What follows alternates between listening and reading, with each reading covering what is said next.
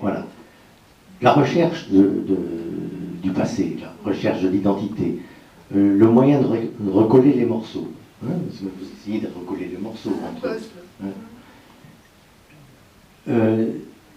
Vous le faites de différentes manières. Je vais citer comme ça. Il y a les lettres du père. On va en parler. Vous avez aussi les proches, pas seulement Marcel et Marie, les deux justes qui vous recueillent, mais aussi les cousins d'Amérique, Jacques Meyer et son épouse Anna.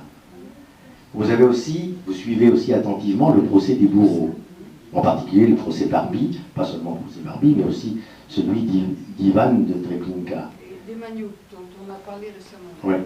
Et puis, vous allez aussi, mais très peu et très tardivement, à Auschwitz, ou vous allez aussi à Treblinka. Donc, vous allez dans les camps. Vous avez aussi le recours à la psychanalyse, hein, avec le docteur Schwann. Et puis, vous avez aussi, alors là, j'aimerais bien qu'on en parle un peu, les passeurs, c'est-à-dire Léonard et Clément. Dans toute cette liste, en dehors de Léonard et Clément, dont on va dire un mot, qu'est-ce que vous voulez retenir, par exemple, pour aller plus vite? C'est-à-dire le procès, les camps? Non, peut-être un mot des camps et un mot de l'analyse, l'impression. Oui. Oui, comme vous voulez. Moi, je pense que c'est bien l'analyse. Si vous voulez, ce qui est important, puisque on parle ici de la visite dans les camps de Pologne, qui s'est faite très tardivement, pour la narratrice comme pour moi d'ailleurs, ça correspond à un mouvement du livre, c'est qu'on part d'une histoire individuelle et subjective, hein, le ressenti d'une enfant, pour arriver de plus en plus à une conscience collective et à la réalité objective de la Shoah. Donc l'aboutissement de cette recherche et de cette mémoire enfantine, l'aboutissement c'est effectivement une approche des camps et la découverte de la destruction, de l'extermination massive. Ça c'est le sens du livre, comment s'approprier une réalité aussi abominable et aussi inconcevable que la Shoah. On ne le peut pas. Donc là, il y a un parcours de mémoire qui conduit d'une mémoire individuelle très fragmentée, très sommaire, à la prise de conscience de l'énormité qu'a été ce chaos européen avec la Shoah. Donc ça c'est vraiment, et c'est bien sûr vers la fin qu'on fait cette découverte. Pour Léonard et Clément, on va donc aller très vite, mais ce sont, je les ai appelés les passeurs. Oui. Ce qui serait intéressant, c'est que vous souligniez les mérites de l'un et de l'autre à ce propos. Les mérites de l'un et de l'autre, c'est bon, de renvoyer à l'histoire initiale, et qui est une histoire de perte et de deuil. Donc il se situe,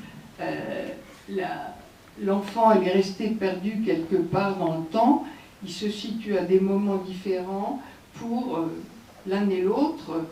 Le rôle, c'est de faire vieillir l'enfant dans le temps, de la ramener à la réalité. Alors le premier passeur, Léonard, c'est la jeunesse, c'est le rapport avec un père, sans doute au moment de la séparation, dans l'Oedipe, hein, la rivalité avec la mère. Donc c'est, disons, l'être choisi pour que ça s'achève nécessairement par une perte et que ça permette à l'enfant de vivre le deuil qu'elle n'a pas vécu.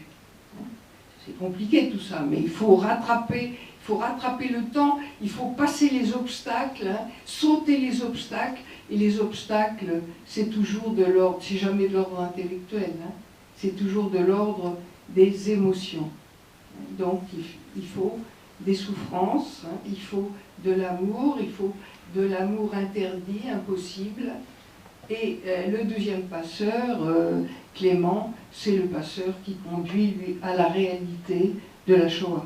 Hein, c'est celui qui vous met en face de la réalité des camps et de la réalité que j'attendrai toujours, ça ne sert à rien, parce qu'il ne reviendra pas, et parce qu'il est mort.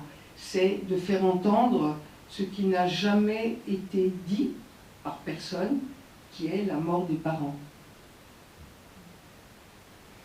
Parce que pour Léonard et Clément, vous dites mon écriture est un peu énigmatique. Et c'est là... d'ensemble. Mais elle est surtout énigmatique avec l'épisode de Léonard et l'épisode de Clément, parce qu'on est là dans une écriture fragmentée, désarticulée, volontairement désarticulée, parce que vous êtes dans une période fragile, une période de difficulté, une période de dépression, et du coup, effectivement, je veux dire, l'écriture épouse bien votre personnalité en éclat à ce moment-là.